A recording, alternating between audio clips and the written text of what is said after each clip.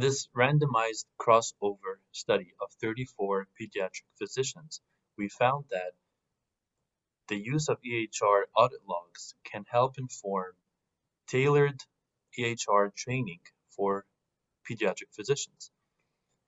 In the tailored intervention, we were able to see significant improvement in proficiency levels of providers post-training as compared to pre-training. We also saw an improvement in perceived workload of the EHR and perceived usability of the EHR post-training compared to pre-training. My name is Dr. Saif Khairat. I'm at the University of North Carolina at Chapel Hill. And I'm Carl Seashore. I'm a pediatrician and clinical informaticist in the Division of General Pediatrics and Adolescent Medicine at the University of North Carolina at Chapel Hill.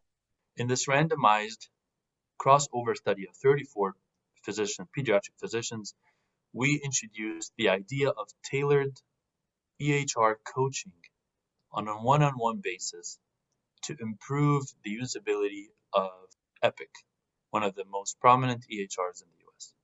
We used EHR audit logs to help inform how we can tailor the coaching intervention to meet the specific needs of individual providers. And by using the audit logs, which is a timestamp activity of each user in the EHR, we were able to identify the strengths and areas of improvement for each provider. Based on that data, we were able to tailor the coaching intervention to address the needs of each provider independently. We then measured pre and post EHR audit log data to measure the impact of the intervention on specific time-based and documentation-based metrics. As you will see in the paper, the training intervention, once it was tailored, we were able to significantly improve proficiency level of providers after receiving the training intervention. Proficiency is measured by the provider's ability to use efficiency tools that is provided within the EHR. We were also able to measure baseline workload and usability for each provider, pre-training intervention, and then compared that with post-intervention. And we saw a significant improvement, as you will see in the paper, in perceived workload and perceived usability of the EHR post-training. We know that a significant number, around 40% of physicians, report current frustration with electronic health record utilization.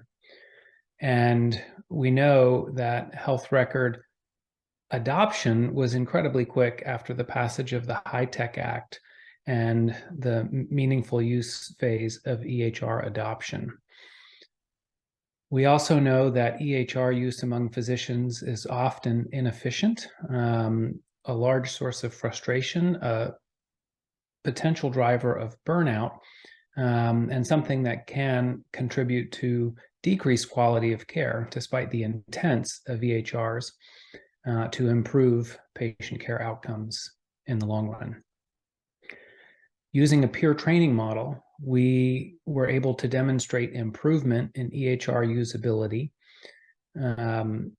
by training physicians individually using audit log data to inform training methodology in a one-on-one basis. These findings suggest that future training models for EHR use could utilize peer coaching to complement classroom instruction and online learning. One thing we may be able to extrapolate from these findings is that by employing a peer coaching model such as this, physicians may become more efficient in their EHR use and therefore more able to spend time with their patients while spending less time in front of the computer, therefore improving patient interactions and in addition to increasing physician efficiency. Next steps for this research includes extrapolating this study to other disciplines, including other professions such as nursing or even within the medical field, other specialties outside of pediatrics. Additionally, investigating mechanisms where we can continuously educate and support providers to become more proficient users of the EHR is of high interest for organizations and learning healthcare systems.